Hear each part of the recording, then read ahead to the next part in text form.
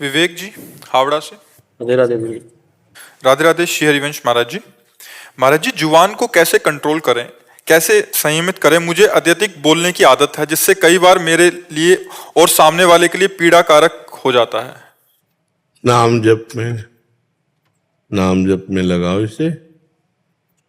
जबान को, उसका ऊपरी भाग जो तालू है, ऊपर का दांतों का जोड़, यहां ऐसे लगा के अब नाम जप करो।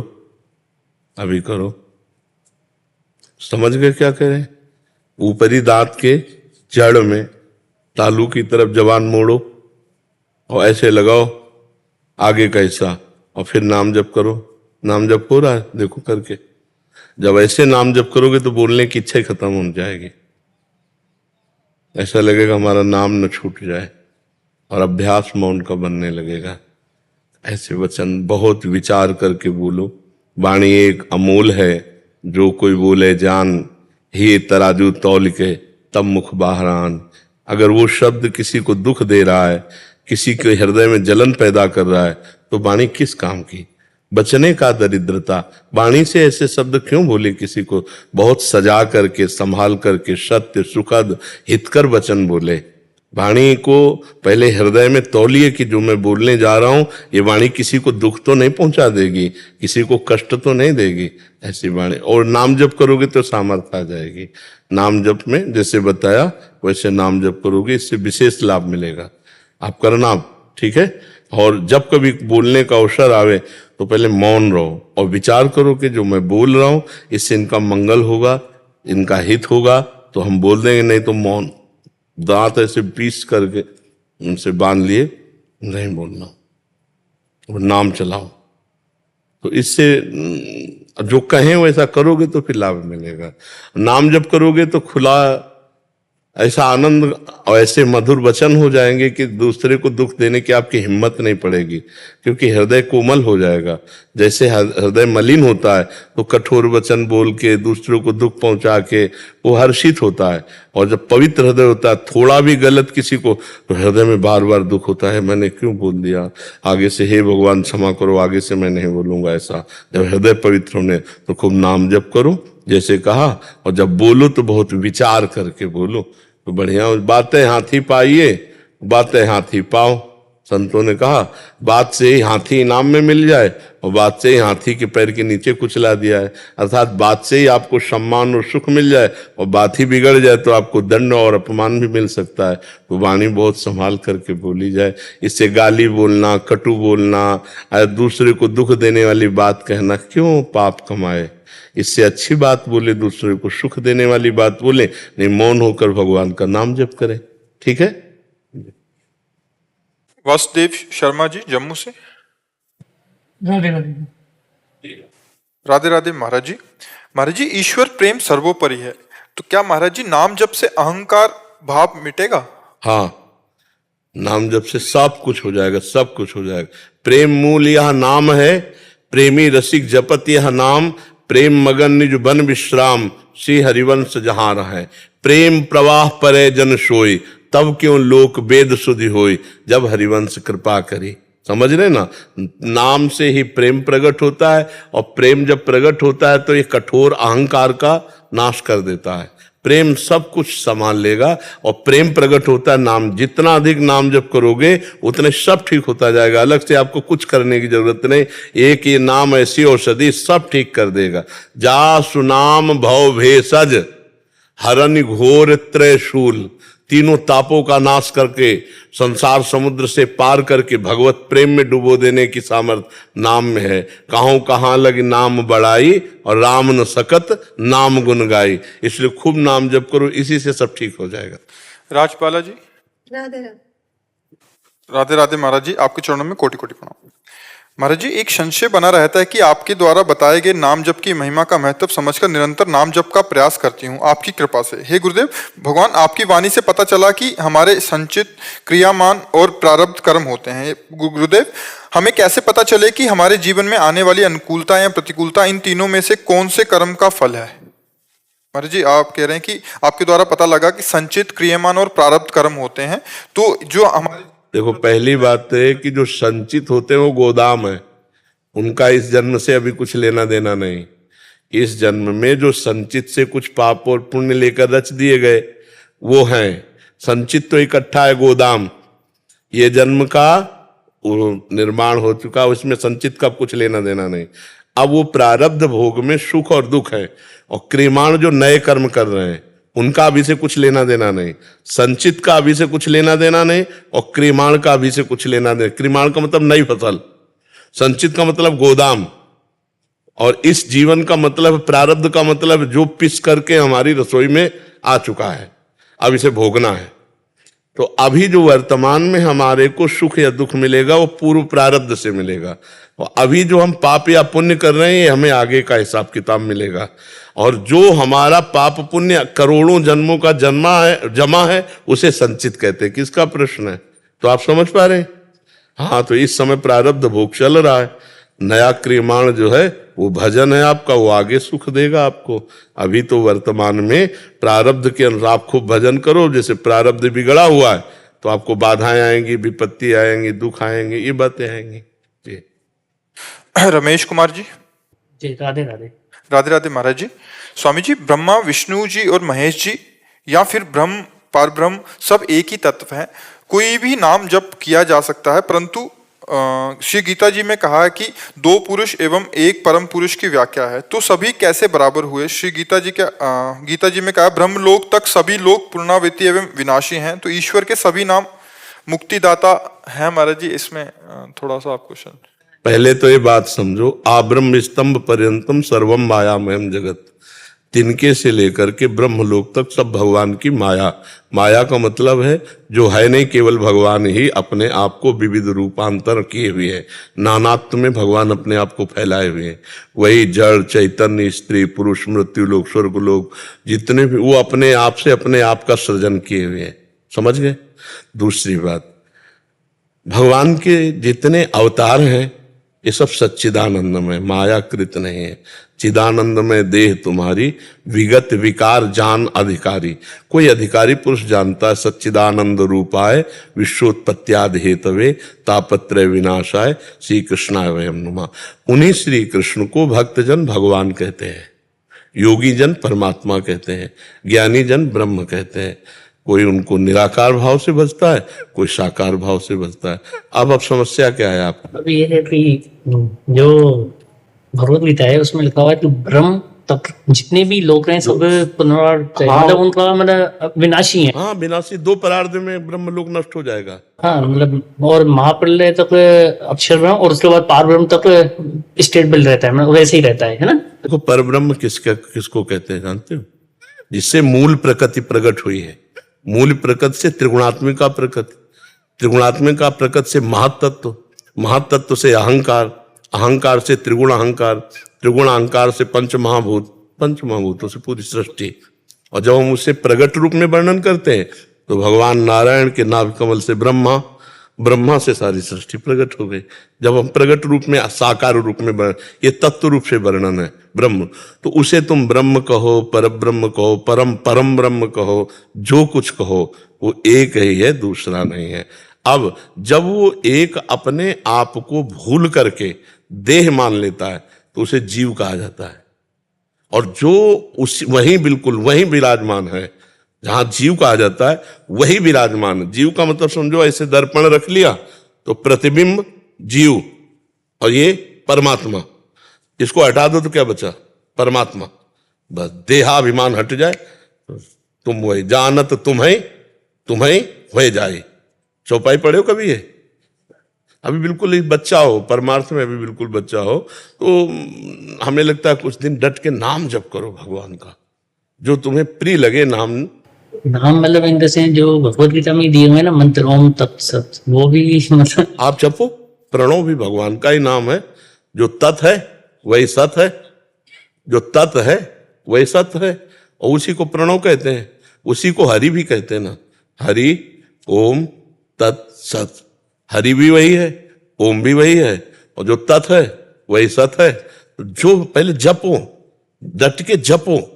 जपने में ही चिंतन छूटे पहले संसार का, पहले सत्य चिंतन हो, फिर तो वार्ता में आनंद आ जाएगा।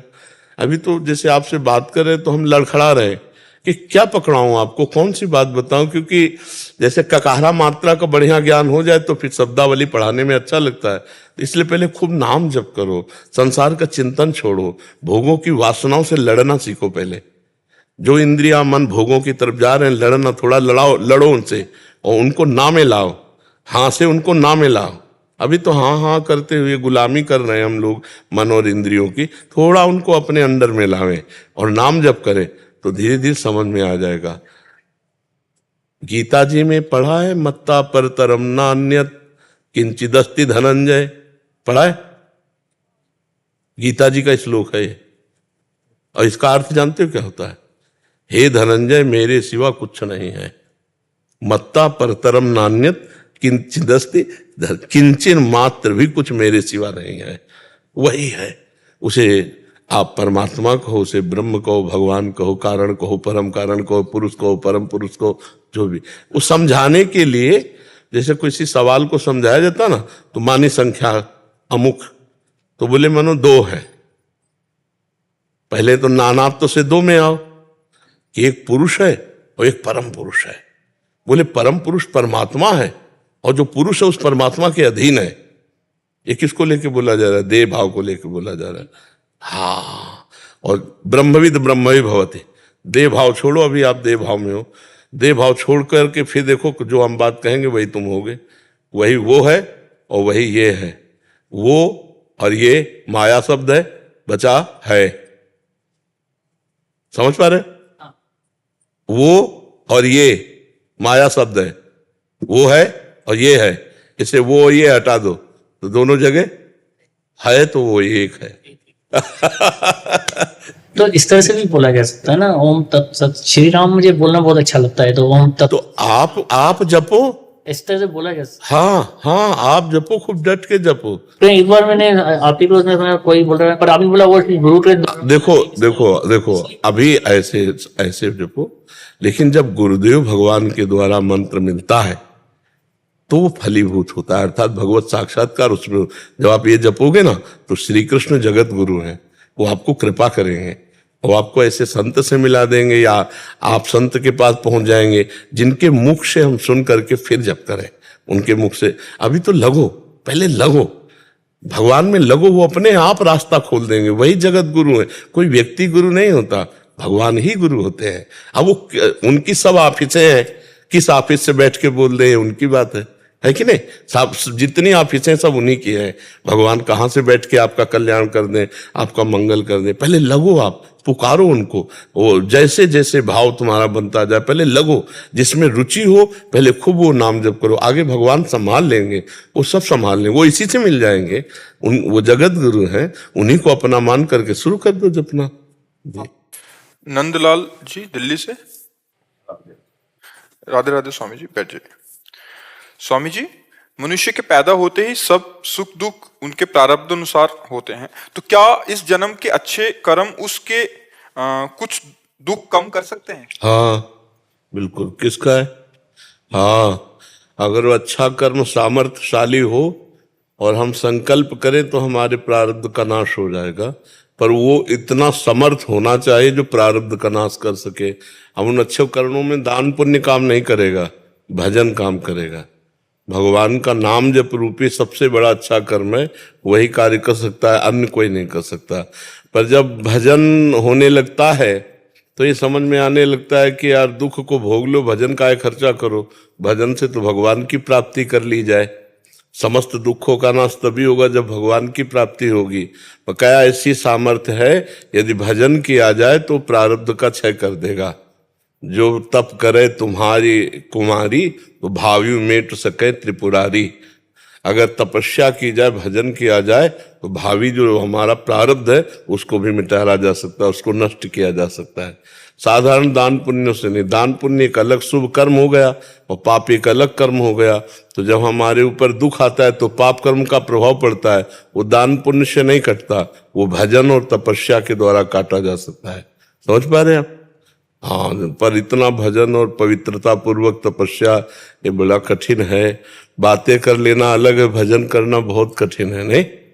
लेकिन कुछ कहते हैं जैसे जो मतलब पिछले जन्म का है वो तो भोगना ही पड़ेगा जो लिखा हुआ है। नहीं, अगर आप भोगना चाहते हैं तो भोग सकते हैं, नहीं तो भजन के प्रभाव से मिटा सकते हैं, पर उस कोटि का भजन होना चाहिए। अब जैसे आपका प्रारब्ध है 1 किलो, हम सरल भाषा में बता रहे हैं, और आपके पास पुण्य है 100 ग्राम, तपस्या है 100 ग्राम, तो 900 ग्राम भारी रहेगा ना प्रारब्ध। अब आपका जब 100 किलो के ऊपर 100 के ऊपर बढ़े तब आपका प्रारब्ध नाश होगा। तो इसीलिए प्रारब्ध बहुत बड़े बड़े बुरे हैं हमारे, और भजन साधन में उतनी दम नहीं कि हमारे कि हम उतना करके उनको मिटा दें। और जो उतना कर ले गए तो उनके अंदर ज्ञान पैदा हो जाता है कि आज शरीर तो छूटेगा ही, आज नहीं तो कल हम इस भजन का प्रयोग भगवान की प्राप्ति में कर लें, दिव्य धाम की प्राप्ति के लिए कर लें। तो इसलिए बड़े बड़े संतों में भी देखा जाता है वो प्रारब्ध भोग लेते हैं अपने शरीर का, वो मिटाते नहीं है। क्योंकि जैसे ब्रह्मास्त्र का प्रयोग मच्छर मारने के लिए थोड़ी उचित है, ऐसे भगवान के भजन का प्रयोग प्रारब्ध से, वो तो भोग से भी नष्ट हो जाएगा, पर जो करना चाहे तो कर सकता है। भजन का ऐसा बल है, पक्का कर सकता है, हाँ बिल्कुल कर सकता है, इसमें कोई संशय नहीं है। कर तुम अकर तुम अन्यथा कर तुम, भगवान के भजन से क्या नहीं हो सकता, क्या नहीं हो सकता। पर अगर संतों को बड़े बड़े देखो तो बड़े बड़े रोगों से ग्रसित मिलेंगे, तो आपको लगेगा कि ये अगर इतनी सामर्थ्य है तो अपना रोग क्यों नहीं मिटा लेते। भाई रामकृष्ण परमहंस जी के गले में कैंसर, बड़े बड़े संतों, ये कुछ भागवतिक विधान होता है कि जैसे आपको पुराने कपड़े में कई दाग लग गए तो आपको क्या परेशानी है। पुराना कपड़ा है और आपको फेंकना ही है, और वो कई दाग लग रहे हैं और दाग लग जाए तो उसमें क्या फर्क पड़ेगा। ऐसे है हमारे लिए, अब तो इसको जाना ही है, जहां 10-20 तहाँ और 10-20 आ जाए क्या परेशानी होती है। अगर कहा इसके मिटाने की बात आ जाए तो मिनट नहीं लगेगा, क्योंकि पापई से तो है कर्म का फल, पापई से तो है, तो उसका जो जो ट्रांसफर करो अभी सब, पर फिर वो जीवन का लक्ष्य बिगड़ जाएगा। जीवन का जो लक्ष्य है, जिससे कठिनता पूर्वक जो कर करके सबका मंगल हो, सर्वे भवन्तु सुखिनः सर्वे वो फिर स्वार्थ में आ जाएगा। ऐसा मतलब स्वार्थ में फिर वो जो काम होना है वो नहीं होगा। तो अब जैसे सकामी पुरुष अपने लिए करे तो नाम जप करके वो कर सकता है, उसमें कोई दुर्लभता नहीं है जी। अखिलेश जी। जी, राधा वल्लभ सिंह हरिवंश। श्री हरिवंश महाराज जी, आपके चरणों में कोटि कोटि प्रणाम। महाराज जी, मुझ अधम के शरीर की धर्मपत्नी का भी देहावसान होने के बाद आप गुरुदेव से भगवत मार्ग की शरणागति प्राप्त हुई। मेरे परिवार में सिर्फ मात्र छोटा पुत्र है और मैं ही हूँ, अन्य कोई शेष नहीं रह गया। क्या मैं अब भी गृहस्थ की श्रेणी में हूँ? क्या मैं मेरे लिए कोई कर्तव्य शेष रह गया? हाँ बिल्कुल, इसका थोड़ा पढ़ाई लिखाई करके इसका ब्याह कर दीजिए। क्यों बच्चा है, अच्छे कोई नौकरी में चले जाओ और बढ़िया ब्याह हो जाए तो ठीक रहेगा ना। अभी तो पढ़ना है गुरुजी। पढ़ना है, पढ़ के फिर क्या करना है? सेवा करनी है किसकी? पिता की। हाँ उत्तम बात है, वो नौकरी से होगी, कोई न कोई अच्छी नौकरी करके अर्थ के द्वारा अपने पिता की जैसे धामवास करना चाहें, ये विरक्त भाव से रहना चाहें। पर अभी आपका कर्तव्य है इसकी लाइन क्लियर करना, तो उस पे आपको ध्यान देना है कि आप कैसे क्लियर कर सकते हो, विरक्त रहकर कैसे क्लियर कर सकते हो, गृहस्थ रहकर कैसे क्लियर कर सकते हो। ये आपको अंदर से देखना, अंदर से विरक्त रहकर इसी स्थिति में रह के इसका ब्याह तक आपका कर्तव्य विशेष है। जब इसकी नौकरी लग जाए या इसका व्यापार हो जाए और इसका ब्याह हो जाए और ये कह दे कि हमारा कर्तव्य जो आपका हमारे प्रथा वो पूरा हो गया, अब हमारा कर्तव्य आपके प्रति चालू होता है, आप जहां रहना चाहो आराम से रहो, मैं आपकी सेवा करूंगा, बहुत बढ़िया हो जाएगा। ठीक है, हाँ तब तक के लिए अभी ये अबोध बालक है, इसको सत असत का निर्णय नहीं है, तो अभी इसको जरूरत है आपकी, इसलिए नाम जप करते हुए भजन का। वैसे भी आप सरकारी आदमी हो, रिटायर तो अभी हुए नहीं? अभी 18-17 साल बाकी। अभी 18-17 साल नौकरी है, हाँ तो फिर तब तक तो आ जाएगा, अपने लाइन में आ जाएगा। इसके बाद विरक्त हो जाओ, भजन करो। तो आंतरिक विरक्तता की जरूरत है, बाहरी तो नौकरी करो तुम वर्दी धारण करके, ठीक है, बाहरी तो अपनी ड्यूटी में रहो, अंदर से तो तुम भागवत हो ही, हम जानते हैं, किसी प्रमाण की तो जरूरत है नहीं आपको। अंदर से तुम हो, जिस कार्य के लिए तुम चाहते हो ना वो कार्य इसी में हो जाएगा, इसमें चिंता मत करो। बस तुम श्री जी से तो शरणागत हो ही चुके हो और तुम्हें वचनों पर विश्वास हो जाना चाहिए। जो हम अभी बोल रहे हैं ये नोट कर लो। हाँ, गुरु के वचन प्रतीति न जाए। जिसका गुरु के वचनों पर विश्वास नहीं, फिर उसे क्या? नारद वचन न मैं परिहर हूं, इससे वकालत हो सकती है भगवान के दरबार में कि हम तो कुछ नहीं, लेकिन जब हमारे गुरु ने कह दिया तुम्हारा इसी से काम हो जाएगा तो आपको काम करना पड़ेगा, क्योंकि अपनोपरण विसार भगत को पूर्वपरण निभाऊं। ठीक है, आप प्रसन्न रहिए, इसके कर्तव्य का पालन कीजिए और नाम जप करते हुए हमारे जो भारत की सेवा में वर्दी धारण किए हो, सत भाव से रहना। कभी किसी से घूस मत लेना, कभी कोई अधर्माचरण मत करना, और जो निर्दोष है उसको कभी दंड देने की भावना न हो, जो दोषी है उसे कभी बख्शो मत, उसको दंड देना, यही पूजा होगी। अब हमारा बात समझना, भगत हृदय हो तो ऐसा ना हो कि दोषी को भी बख्श दिया जाए, नहीं। अगर वो दोषी है दंड पाएगा तो पवित्र होगा, आगे से सावधान रहेगा, और निर्दोष को कभी दंड न, कभी घूस मत लेना, नहीं इसकी उन्नति में बाधा पड़ जाएगी। हमारी बात समझना।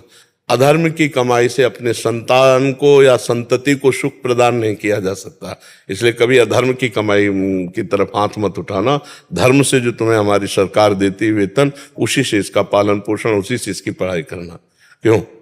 हाँ बिल्कुल, इसी से मंगल हो जाएगी। यही विरक्ति है, अधर्म से विरक्त हो जाओ, अधर्म का नहीं, अधर्म नहीं। ना अधर्म आचरण करने वाले को बख्शेंगे और ना अधर्म का हम आचरण करेंगे। बस इस नियम से चलोगे तो तुम्हारी भक्ति भी बनेगी और तुम्हारी संतान को भी उन्नति प्राप्त होगी। इसकी शांति, इसका हृदय उदार। जैसे आप धर्म से चल रहे हो तब आपके अंदर ऐसी भावना है, अगर आप अधर्माचरण करते होते तो आपके अंदर ऐसी भावना ना होती। तो ऐसे ही उसके अंदर धर्म किया, अपनी कमाई की और सत की, तो उसको पत्नी भी ऐसी मिलेगी जो सपोर्ट करने वाली मिले।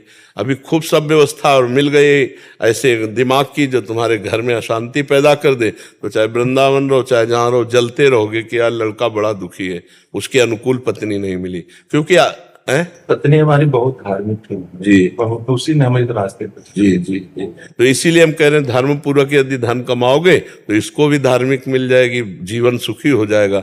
नहीं, आज ऐसी भी पत्नियां होती हैं जो पूरे सजे सजाए घर को बिल्कुल विध्वंस कर दें। हाँ बहुत, इसलिए बड़ी कृपा भगवान की मनाए और धर्म पूर्वक चले तो सब भगवान व्यवस्था कर देते हैं। राज जी ग्वालियर से। श्री हरिवंश। श्री हरिवंश महाराज जी। महाराज जी, वैदिक दर्शन के अनुसार प्रकृति, माया और कर्म के नियमों के बीच में क्या संबंध है? प्रकृति के 3 गुण हैं, सतोगुण, रजोगुण, तमोगुण। आपको पता है? उसी माया को प्रकृति कहते हैं, प्रकृति को ही माया कहते हैं। भगवान की जो रचनात्मक शक्ति है उसी को प्रकृति कहते हैं। भगवान की कृति है, ये भगवान की रचना है, जानते ना? तो रचना को कृति कहते हैं ना, तो उसी को हम प्रकृति कहते हैं। 3 गुणों से युक्त है ये, सतोगुण, रजोगुण, तमोगुण, और इससे प्रेरित होकर के जो होते हैं उन्हें कर्म कहते हैं। जो भगवान की इच्छा शक्ति है, वो जो भगवान की रचना शक्ति है, उसको प्रकृति कहते हैं। और भगवान ने 3 पावर उसमें दिए हैं, एक सात्विक, एक राजसिक, एक तामसिक, एक सृजन, एक पालन, एक संहार। और इससे प्रेरित होकर जो कर्म होते हैं उन्हीं को कर्म कहा जाता है। इससे प्रेरित होकर जो क्रियाएं होती हैं उन्हें कर्म कहते हैं। समझ गए? जी महाराज जी, जैसे माया का जो रूप है, नहीं है, कोई रूप नहीं। मामा ने नहीं, अमा ने जो है ही नहीं। तो माया को फिर शास्त्रों में बुरा क्यों बताया गया? बुरा कहाँ भी नहीं कहा गया, भगवान की अर्धांगिनी शक्ति है। आप देखो, अभी शास्त्रों का आपको ज्ञान ही नहीं पूरा। आदि शक्ति जे ही जगो उपजाया, सो अवतरी मोरी यह माया। जो सीता जी के लिए कह रहे हैं कि आदि शक्ति जो जगत को उत्पन्न करने वाली महाशक्ति माया है, वो मेरे साथ अवतरित होगी। मनुष्य रूपा जी से कह रहे हैं हम गलत चल रहे हैं, हमारा उस गलत चलने के सुधार की बात कही गई। माँ बुरी है क्या? महामाया जगदम्बा है कहा गया है? नहीं, देवी को महामाया कहा गया तो हमारी अम्मा है ना। अब अम्मा को हम गलत दृष्टि से देखें तो थप्पड़ खाएंगे कि नहीं खाएंगे? तो बस यही हमारी गलती है, हमको अपनी गलती सुधारने को कहा गया है। माया बुरी क्या है हमें बताओ? ये माया है, ये माया है, ये माया है, ये माया है, ये माया है।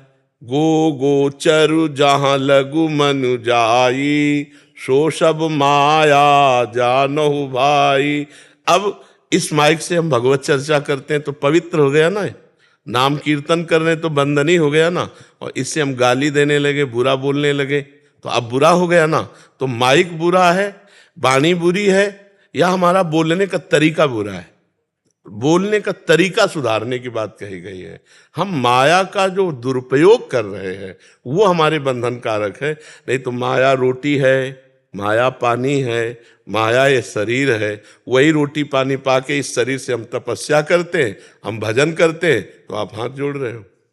हम जो बुरा प्रयोग है हमारा वो बुरा है। हमारे में बल दिया है, हम किसी को बचा सकते हैं, किसी की सेवा कर सकते हैं, किसी का सहयोग कर सकते हैं। अब हम किसी का शोषण कर सकते हैं, किसी को मार सकते हैं, किसी को दुख दे सकते हैं। अब इसमें हमारे विचार गलत है या माया गलत है? विचार। तो हमको विचार शुद्ध करने की बातें शास्त्रों में मिली है। कहीं भी माया बुरी कही गई तो हमें बताओ कि ये माया बुरी है।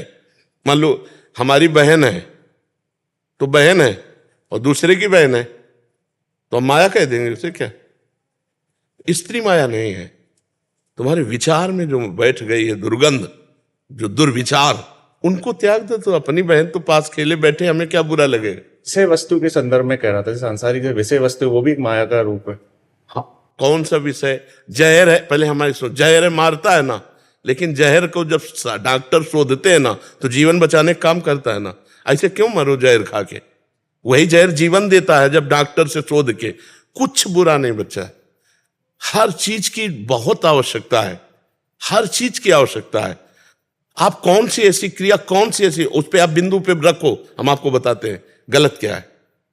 ऐसे रखो। जहर से ज्यादा बुरा क्या चीज होती है? लेकिन जहर जीवन बचाने के काम में आता है। ऐसे ऐसे इंजेक्शन है जो जहर के इंजेक्शन दे दो जीवन बच जाएगा। ऐसे बच्चा, भगवान ने सारी चीज सदुपयोग के लिए बनाई। हम जो दुरुपयोग मानव होकर के कर रहे हैं, पर यही खतरनाक बात है। अगर हम दुरुपयोग छोड़ दे तो बच्चा कुछ बुरा नहीं है, कुछ बुरा नहीं। शौचालय बहुत बुरी चीज है, लेकिन रसोई तभी सफल है जब शौचालय की व्यवस्था हो, है ना? देखो ये रसोई है, यहां से जाती हो, यहां शौचालय है। हमें लगता है कि अगर हम सही चल रहे हैं तो बुरा कुछ है ही नहीं, और हम बुरे चल रहे हैं तो सही कुछ है नहीं। तो इसमें हमारी दृष्टि हुई या इसमें भगवान या कोई माया या कोई प्रकृति? कितना सुंदर सब कुछ है। जब हम सुंदर विचार वाले हैं तो कितना सुंदर सब कुछ भगवान ने रचा है, और असुंदर विचार वाले हैं तो कितना असुंदर है। तो ये दृष्टि हमारी वैसी सृष्टि हो गई, बकाया कहीं कुछ गलत नहीं बच्चा। महाराज जी, जैसे शास्त्रों में लिखा हुआ है कि ब्रह्म सत्य जगत मिथ्या, तो हम भ्रम को ऊपर रखते हैं, तो ये जगत ही माया भी नहीं। तो आप और आगे भी चलो ना, सवाल पहले हल थोड़ी हो गया इतने से। ब्रह्म सत्यम जगन मिथ्या से सवाल हल हो गया क्या? सवाल शुरू हुआ है, सवाल हल होता सर्वम खलमिदम ब्रह्म ने नानास्ति किंचन। अधूरा ज्ञान तो संशय में फंसा देता है, पूरा ज्ञान पढ़ो। यहां अभी तो ये शुरू हुआ है, यहां से सवाल यहां से शुरू हुआ है, और पूरा जहां हुआ वो हम तुम्हें बता रहे हैं। सर्वम खलमिदम ब्रह्म ने नानास्ति किंचन। ने नानास्ति किंचन का मतलब होता है एक कण भी ऐसा नहीं जहां ब्रह्म ना हो। सर्वम खलमिदम ब्रह्म, सब कुछ ब्रह्म है।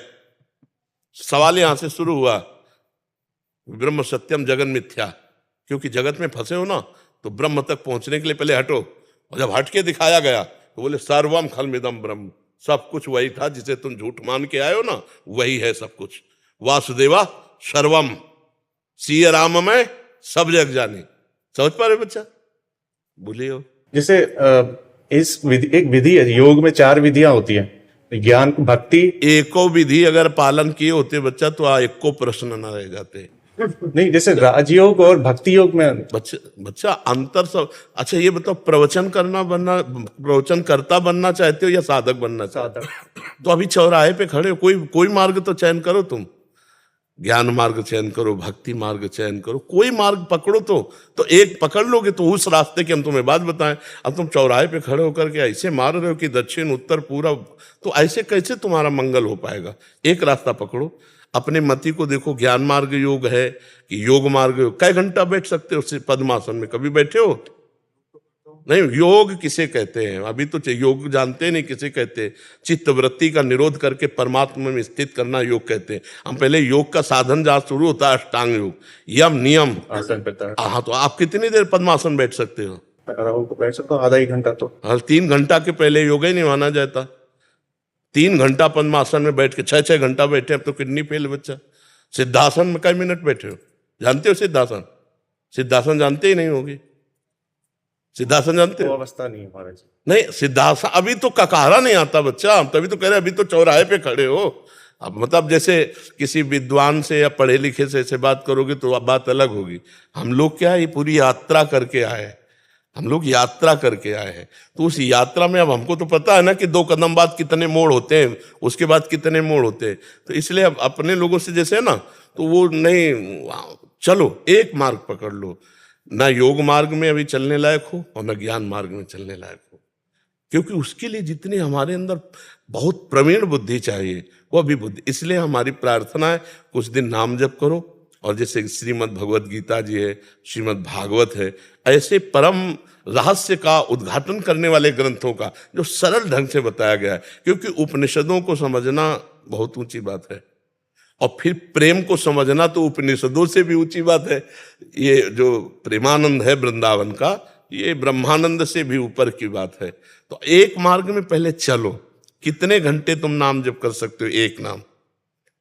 एक नाम में कितने मिनट चित्त लगा सकते हो?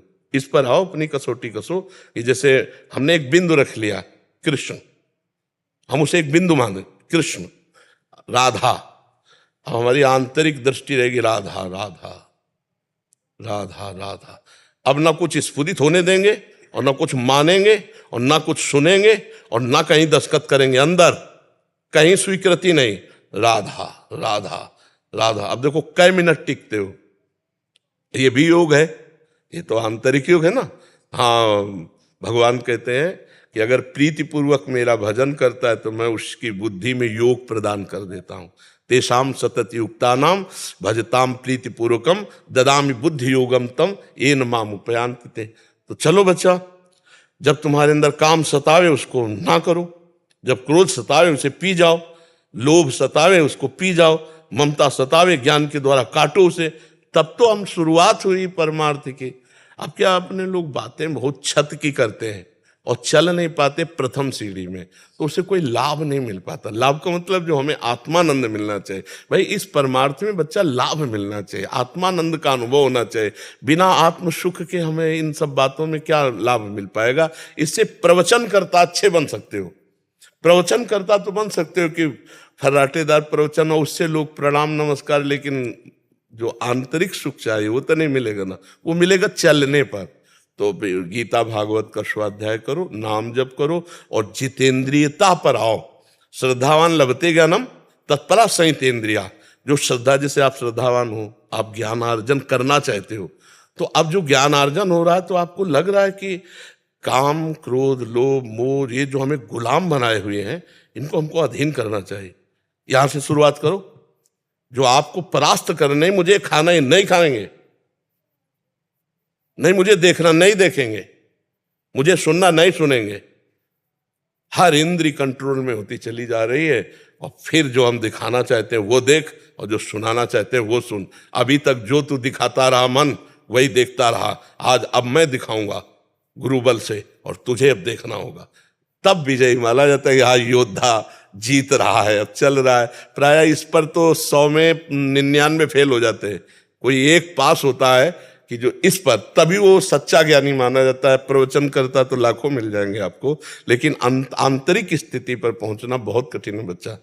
और वो कठिनता ही मनुष्य जीवन में केवल पार की जा सकती है, सुअर कुत्ता गधा बन के थोड़ी पार की जा सकती। तो आगे बढ़ो, आप बहुत अच्छे विचारवान हो, वही पवित्र बुद्धि है, तो काटो ये जो अंदर की बात में जो काम क्रोध लोभ मोह मद मत्सर, इनको काटो और नाम जप करो। अपने आप योग प्रारंभ हो जाएगा। मान लो शरीर को आप स्थिर नहीं कर सकते कि आप 4 घंटे 6 घंटे स्थिर करें, तो जब मन स्थिर हो जाएगा तो शरीर पड़ा है या चल रहा है कोई फर्क नहीं पड़ता है उससे। तो मन को लगाओ प्रभु में। सा वै मनः कृष्ण पदार बिंदयो। एक पहले हम बिंदु मानते हैं ना, किसी एक बिंदु पर चलते हैं, राम कृष्ण हरि, जो हमें प्रिय लगे वो एक नाम ले लेते हैं, एक मार्ग ले लेते हैं। आगे क्या है फिर पता चल जाएगा। पहले हम चलें तो 4 घंटे 6 घंटे लगातार एक नाम में स्थिति करना, और फिर हमें बताना कैसा लगता है।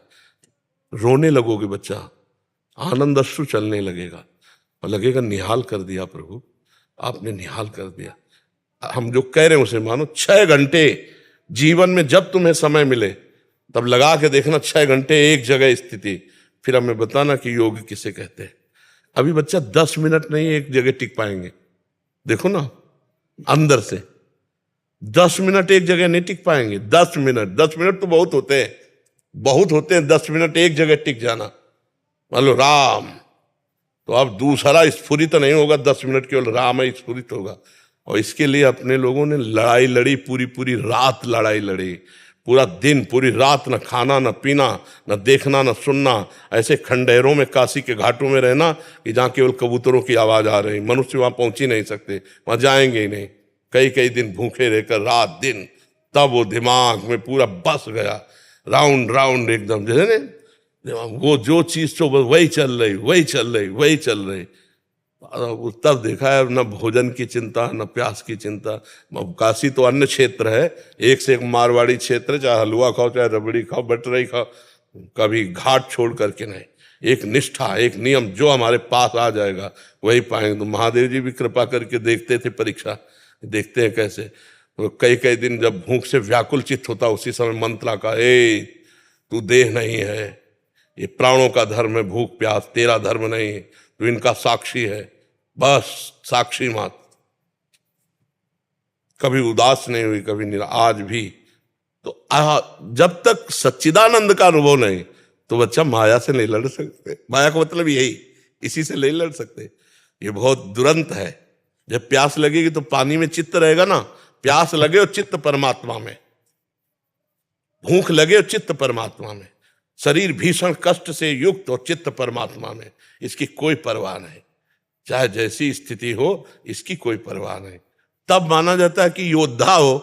अब अभी केवल एक पटाखा छूटा हो भाग पड़े नहीं, और बोले घर में अपने पत्नी के सामने कह रहे थे हम बहुत बड़े शूटर हैं नहीं राइफल के, और पटाखा छूटा भाग पड़े। तो अब एक छोटा सा कष्ट आया भाग पड़े परमार्थ, बोले हमारी श्रद्धा खत्म हो गई, हमारा भी ये हो गया वो। ये योद्धाओं का काम है कि जैसे हजारों घाव लगे फिर भी दुश्मन की तरफ बढ़ता चला जाए, ऐसे लक्ष्य की तरफ बढ़ता चला जाए। हर कष्ट हर बात में हम अविनाशी हैं, अविनाशी के बच्चा है, भगवान का अंश हूं मैं, फिर आगे बढ़ो। ये हम आपके अंदर जोश भर रहे हैं। इसी जन्म में भगवत प्राप्ति कर सकते हो, इसी जन्म में शुद्ध ज्ञानी हो सकते हो, इसी जन्म में शुद्ध योगी हो सकते हो। वो अभी समय है, थोड़ा समय और क्रॉस करके फिर नहीं निकल पाओगे। जब शरीर में जवानी होती है तो इसी जोश में निकला जाता है, क्योंकि परीक्षा तो इसी में है ना।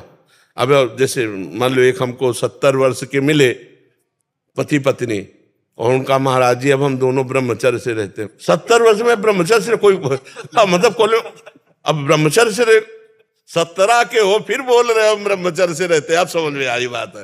अरे 17 से 40 तक जो कहे मैं ब्रह्मचारी, तो हम उसकी चरण वंदना करते हैं। वाह, ये है मतलब। जब भाई तैराक तो तभी हो जब नदी उफान में हो और फिर क्रॉस करके दिखाओ तब तो तैराक वाला हो। तैराक उसको थोड़ी कहते जो उसमें भरे हुए पानी पे, हाँ स्विमिंग पूल में तैरा उसे ले अब बुढ़ापा का ब्रह्मचर्य स्विमिंग पूल समझो जवानी में ब्रह्मचर्य है बाढ़ी हुई यमुना जी, बाढ़ी हुई यमुना। जवानी को मतलब देख लो, अब आप लोग जवान हो, कैसा दिमाग होता है।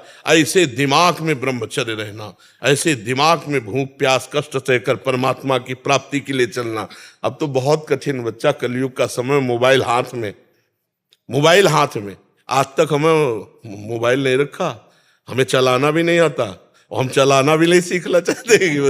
हाँ, तो महाराज जी आपका और आपके जो साधक बाबा जी उनका बहुत धन्यवाद है कि YouTube पे आपके माध्यम से सबको सत्संग मिल पाता है और वो उस रात पथ पे चल पा रहे हैं। जी जी, ये तो हाँ, यही लोग ने तो पहले तो हम इसका निषेध किया, फिर कई लोगों ने, 2-4 जन हैं, उन्होंने कहा महाराज जी जब हम ही कई बार सुनते हैं इसको तो ज्यादा लाभ मिलता है, इसलिए टेप कर लेने दीजिए। फिर धीरे धीरे YouTube में डालने लगे कि चलो भाई इससे है कि हजारों लोगों को सुनने को मिल जाएगा जो यहाँ नहीं बैठ सके। अब देखो यहाँ बैठे तो 20, 25, 30 बैठे हो गए, तो कम से कम YouTube के द्वारा लाखों लोगों को सुनने को मिल जाता है। नहीं प्रगट में इतना कहाँ लाभ मिल पाता। इसलिए इन लोगों ने चाहा तो हमने भी स्वीकृति दे दी कि अगर बाहर सुनना हो उससे लाभ दिखाई देता है।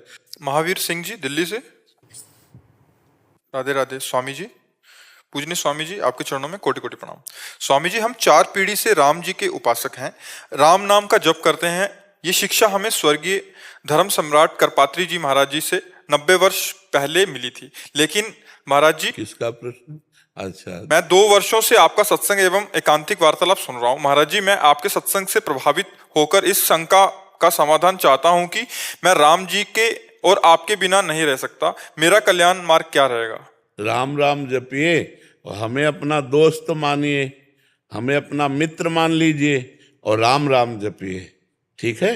हाँ, खूब नाम जप कीजिए, इसी से मंगल हो जाएगा। और सत्संग सुनते रहिएगा। जब हम राधा बोलें कि राधा राधा जपो, तब समझो हमारे लिए आदेश है राम राम जपो, ठीक है? हाँ, आप संशय में मत पड़िए। राम में राधा, माँ में माधव, राम नाम में राधा माधव भी विराजमान है। आप राम राम जपिए। महाराज जी, यही संस्कृति मेरे देवता मन का, कभी हम उधर के रहना उधर के। नहीं नहीं नहीं, ऐसा कभी नहीं हो सकता। साधु ते होए न कारज हानि। साधु संग से कभी किसी का परमार्थ बिगड़ा है क्या? परमार्थ पुष्ट हुआ है। साधु ते होए न कारज हानि, ऐसा नहीं हो सकता कि साधु से संशय निवृत्ति होती है, ना कि संशय की प्रवृत्ति जग जाए। नहीं, साधु समागम के वचनों से कभी भी आपने सुना होगा, अगर पूरी बात सुनोगे तो संशय नहीं होगा। हमने फिर बाद में कहा, आपको जो गुरुदेव ने नाम दिया है या जो आपको प्रिय है। जब हमसे पूछा जाएगा तो हम कहेंगे राधा राधा जपो, और जब आपकी बात आएगी तब कहेंगे जो आपको प्रिय हो या आपको जो गुरुदेव ने दिया हो वही नाम निरंतर जपिएगा। सब नाम एक अनंत भगवान के हैं। अरे महाराज जी, गुरुदेव जी के तो मैंने दर्शन ही नहीं किए, उनके तो मेरे पिताजी थे उनके सामने। जी जी। और मेरे पिताजी ने ये कहा कि महाराज जी, मेरे पास न तो मैं पढ़ा लिखा हूँ, ना मैं ज्ञान जानता, ना मैं भजन करना जानता, अब मेरे कल्याण का क्या मार्ग होगा? तो उन्होंने कहा कि बेटा, जो भी आपको मिले आप सबसे राम राम कहो तो आपका कल्याण हो जाएगा। और मेरे देवता वो परिपाटी 4 पीढ़ियों से चली आ रही है। बस उसी को जाके कुल की जो रीति है गहे रहे सो तौन, समझ रहे ला? जाके कुल की जो रीति है गहे रहे सो तौन, आप बस वही पकड़ लो, राम राम राम, कल्याण हो जाएगा। अरे कल्याण का कल्याण हो जाएगा। मंगल भवन भगवान का नाम है और उससे कल्याण का संशय नहीं। नाम लेत भव सिंधु सुखाही, पार होने की बातें खत्म हो गई। नाम लेत भव सिंधु सुखाही, करहु विचार सुजन मन माही, सादर सुमिरन जे नर करही, गोपद यू भव सागर तरही, कहूँ कहाँ लगी नाम बड़ाई, राम न सकहीं नाम गुण गाय। अब तो क्या संशय, नाम ही तो सर्वोपरि, खूब गाओ। राम राम राम जी जो लो तू न जपी है, तो लो तू कहूँ जाए तिहूँ ताप तपी है। चाहे जितना साधन कर लो, अगर नाम जप नहीं तो अन्य साधन से भगवत प्राप्ति होना बड़ा कठिन है, बड़ा कठिन है। छूटिबे के जतन विशेष बांधे जाएगो, होए है विश्व भोजन जो सुधा सान खाएगो। राम राम राम जी जोलो तू न जपी है, तौलो तू कहूँ जाए तिहूँ ताप तपी है। खूब निरंतर नाम जप करो और सत्संग सुनते रहो, ठीक है? कोई संशय? एक परेशानी और है, चूंकि वृद्धावस्था है, 82 साल की उम्र है, अब यहाँ मैं हर महीने तो आ नहीं सकता। नहीं तो हमने तुमसे कब कहा हर महीने आ जाओ? तो मेरी तो उत्कंठा है आपसे हर वक्त मिलने की। अगर उत्कंठा तो मैं हर समय तुम्हारे दिमाग में हूं, देख लो ना। मिलने की बात कह रहे हो, तुम्हारे दिमाग में अगर उत्कंठा शब्द है तो हर समय दिमाग में तुम्हारे हम रहेंगे। तुम्हारी दूर की बात थोड़ी रहेगी, तुम्हारे दिमाग में रहेंगे। आप देखो ना, अगर उत्कंठा है तो जिसके प्रति उत्कंठा होती है वो हमारे दिमाग में बस जाता है। पी मूर्ति नयनन बसे ते ही रस रहाय समाय। अगर नयन में बस गया तो पास हो या दूर हो क्या फर्क पड़ता है, और नयन में नहीं बसा तो पास हो या दूर हो क्या फर्क पड़ता है। दोनों बातें समझ लो। महाराज जी, राम राम जप के आप तो साकेत चले जाएंगे, आप तो वृंदावन रहेंगे। वहाँ कैसे मिलन वहाँ कैसे होगा महाराज जी? हमारा काम है पोस्टमैन का। कहाँ किसको कहाँ बुक करना है वहीं बुक कर देना है। अब जैसे पैसा पोस्टमैन के पास आता है तो उसको जाके वहां देना पड़ता है। अब मान लो कोई जीव आ गया और उसकी लालसा कि मैं साकेत सियाराम जी के पास जाऊं, तो मुझे पता है मेरे राधे श्याम जी ही सियाराम जी, कोई और थोड़ी है, बस पोस्ट करना है, वो उधर पहुंच गया। अच्छा, अगर ये देखना चाहते हैं कि ये रूप, तो ये रूप सियाराम जी के पास नहीं मिलेगा, ये रूप राधे श्याम के पास मिलेगा क्योंकि ये बिका हुआ गुलाम है, ये तो राधे श्याम के पास है, वही हमारे ही सियाराम जी। राधे श्याम और सियाराम में इतना अंतर नहीं, वही है। पर जब सियाराम से मिलन करने की बात आएगी तो वहां ये नहीं मिलेगा। पर महाराज जी जायका तो दोनों में है, मावे की बर्फी में भी और रसगुल्ले में भी। ये प्राकृतिक उदाहरण चिदानंद में नहीं बैठेंगे। प्राकृतिक मावे की बर्फी और दूध की बर्फी, ये सब प्राकृतिक उदाहरण चिदानंद में नहीं बैठेंगे। चिदानंद का उदाहरण सिर्फ चिदानंद है, प्राकृतिक नहीं आ पाएगा, नहीं आ पाएगा। जैसे गोस्वामी जी जब वृंदावन आए, गोस्वामी तुलसीदास जी, तो जिधर देखें उधर राधे श्याम, जो मंदिर का दरवाजा खुले राधे श्याम, तो ऐसे प्रणाम करके पंचांग, और बोले साष्टांग तो नहीं करेंगे, साष्टांग तो तब करेंगे जब आप मुरली हटाकर सारंग धनुष लेंगे और ये चंद्रिका हटाकर सियाजू रूप प्रियाजू बनेंगी। तो भगवान ने ऐसा ही किया, भगवान के कर कमल से बंसी हटी और धनुष बाण, और जो चंद्रिका है वो हटी और मुकुट, और प्रियाजू हो गए सियाजू और श्यामजू हो गए रामजू, साष्टांग दंडवत किए। तो ये एक प्रियता होती। तुलसी मस्तक तब झुके जब धनुष बाण होए हाथ।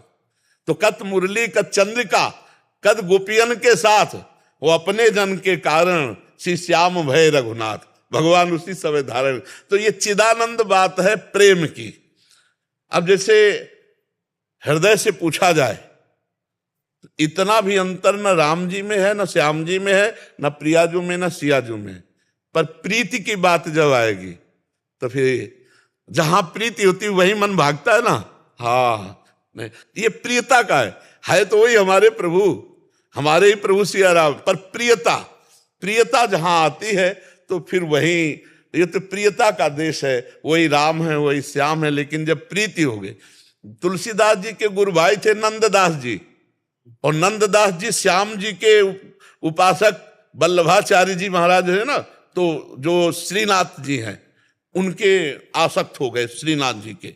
तो तुलसीदास जी ने लिखा, हमारे राम जी में क्या कमी थी जो तुमने श्याम जी, बोले कमी की बात ले, उसने मुरली बजा के हमारा चित्त चुरा लिया है, हमारा चित्त। और बोले गुरु जी ने भी तो नाम रखा था नंददास, तो नंददास तो नंद के लाड़ले ने हमारे चित्त को चुरा लिया। नंददास जी गोस्वामी तुलसीदास जी के गुरु भाई थे और श्री नाथ जी को पद सुनाते थे। अष्ट आचार्यों में वो एक आचार्य है नंददास जी। जैसे कुंभनदास जी, सूरदास जी, ऐसे गोविंद स्वामी जी, छीत स्वामी जी, ऐसे श्री नंददास जी।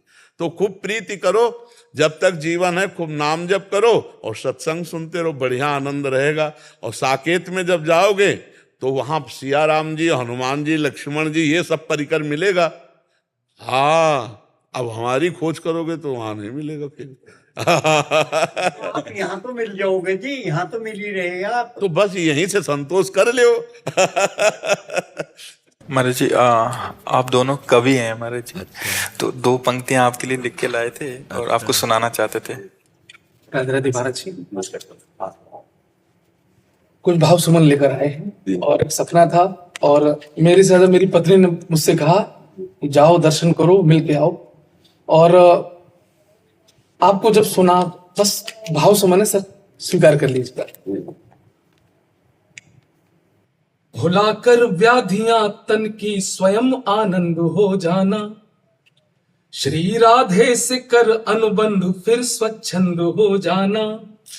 कठिन तप साधना संयम समर्पण त्याग लगता है, नहीं होता सरल दुनिया में प्रेमानंद हो जाना, नहीं होता सरल दुनिया में प्रेमानंद हो जाना, प्रेम में आनंदित हो जाना। और आपके स्वास्थ्य की जो पर चर्चाएं सुनती है, मन थोड़ा विचलित होता है। और आज जो कुछ भाव कह रहा हूँ सरस्वती ने लिखवाया है और मैं अर्पित करता हूँ कि सनातन शक्ति के सुर इस अलौकिक साज को दे दो, अमरता दिव्य तन को और इस आवाज को दे दो। मेरी ठकुरानी राधा रानी से है प्रार्थना इतनी, मेरी आयु के बाकी साल श्री महाराज को दे दो। मेरी आयु के बाकी साल। तो मेरी पत्नी ने जो कहा वो हमसे कहा नहीं, तब मुझे एहसास हुआ नहीं मिला कुछ हमें जगत के झूठे इन आवरणों में, और बहुत सी कमी रही है कर्म और आचरणों में। बीत गया है आधा जीवन संसारी बाधाओं में, सौंप रहा हूं जीवन आधा राधा जी के चरणों। और गुरु जी अंतिम, आपसे शक्ति मिलती है, लेकिन हम जो अनुभूति करते वो ये है, जगत कल्याण के पथ पर सदा सत्कर्म वाले हैं, हम ही जग में मरण जीवन के शाश्वत मर्म वाले हैं। समय और सृष्टि के आरंभ से है यह अमर गाथा, कि हमको गर्व है हम सब सनातन धर्म वाले। बहुत बहुत धन्यवाद। राधे राधे गुरु। आप भी कुछ बोलना चाहेंगे महाराज जी? आप भी कवि हैं?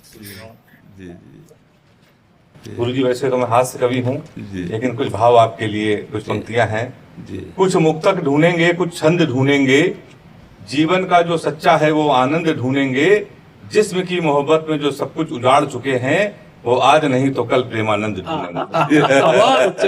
चार पंक्तियां गुरु जी और है। हमारे दिल में मिलने का अरमान बहुत है, आपका दुनिया में सम्मान बहुत है, सोते हुए लोगों को जगाया आपने, सनातन पे आपका एहसान बहुत है। और गुरु जी चूंकि हास्य कवि हूँ तो कुछ हास्य की एक छोटी सी कविताएं हैं। सपने में तो कल ही मैं आपके दर्शन कर चुका हूँ और मेरा जीवन बदल गया है। कुछ पंक्तियां हैं।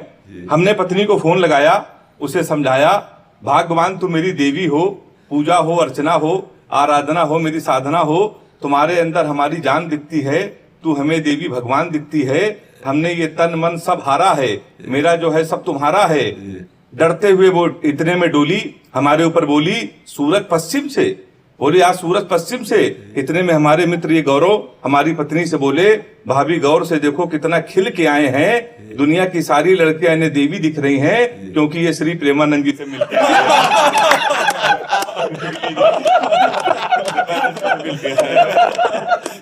और गुरु जी चलते चलते आपसे आशीर्वाद लेना चाहता हूँ चार पंक्तियों में, कि मुंबई भी चमके ठाणे भी चमके, मुंबई भी चमके ठाणे भी चमके, दिल्ली के संग संग हरियाणे भी चमके, गुरु जी बस इतना आशीर्वाद दे दो हमें, यहाँ से जाऊं तो ये पाणे भी चमके। कानपुर से है हेमंत पांडे। अच्छा ला इनको दुपट्टा ला, बहुत अच्छे भाव वाले, बहुत